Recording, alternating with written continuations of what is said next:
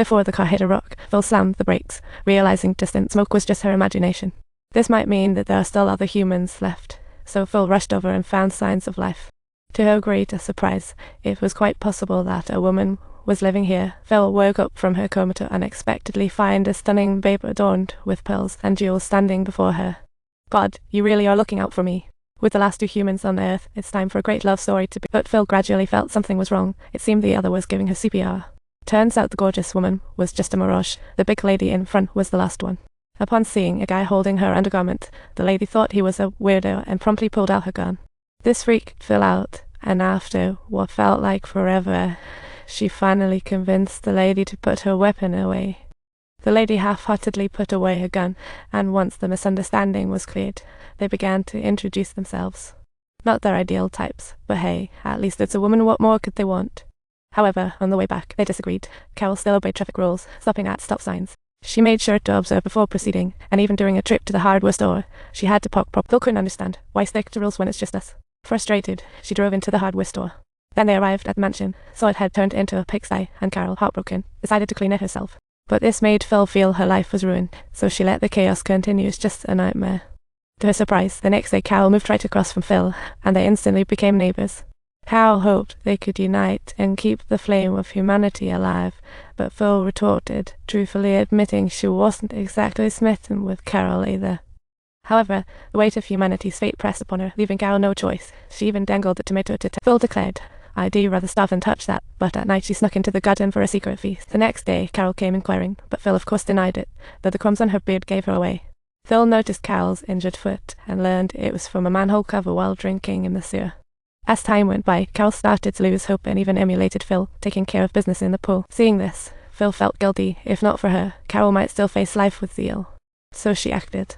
She took a hose to the town's water supply, struggling mightily before finally hooking it up. The garden got watered, and Carol was so touched she invited Phil to dinner. They had a delightful chat.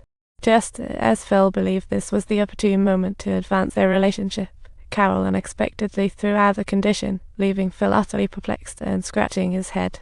We're the last two. What's the point in marriage? I'd rather be single forever than marry you. However, after some cool down outside, Phil returned indoors, and the last duo of humanity decided to tie the knot. Phil had fully resolved to settle down with Carol when suddenly a car came barreling in, and they collided. Phil rushed out to see the scene before her and was left speechless, thinking, this wedding disaster is happening before we even get to say I do. Phil's inner cat came out as she dumped Carol in the back seat and chit-chatted with the blonde in the front. In casual conversation, Phil learned the blonde had actually been there for 2 weeks, arriving even before Carol.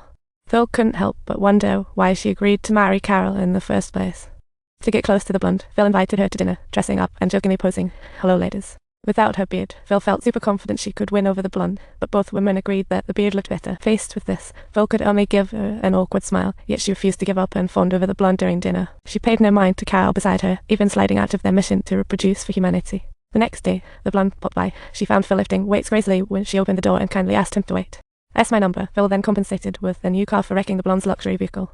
Carol watched, feeling discontent, muttering, "You have time to get her a new car but not to fix my door." Trying to prove himself, Phil hastily fixed the door, but the blonde invited him and Carol for drinks. Phil didn't want chills, and after drinks, the blonde opened up, revealing she had been single for 2 years. Desperate for a man's warmth. On hearing this, Phil was thrilled and quickly unbuttoned his shirt, ready to act. But the blonde interrupted. "Even with my luck, only one person flew out of here and then got married." This left Phil bewildered. Realizing the blonde was dissing her marriage, she said, "Hold on, I need to take care of something." Phil found Carol and tried to propose a divorce, but seeing the carefully prepared flower crown, she felt a pang. Ultimately, she couldn't say divorce but wasn't giving up. She sought help from virtual friends. Phil thought of a new plan. Only one woman could be chosen, and she declared, "Only kids pick one, I'll take them both." She tearfully approached Carol, barely articulating, "Carol, do you want our kids needing to do the deed together?" Carol wisely replied, "No, Phil.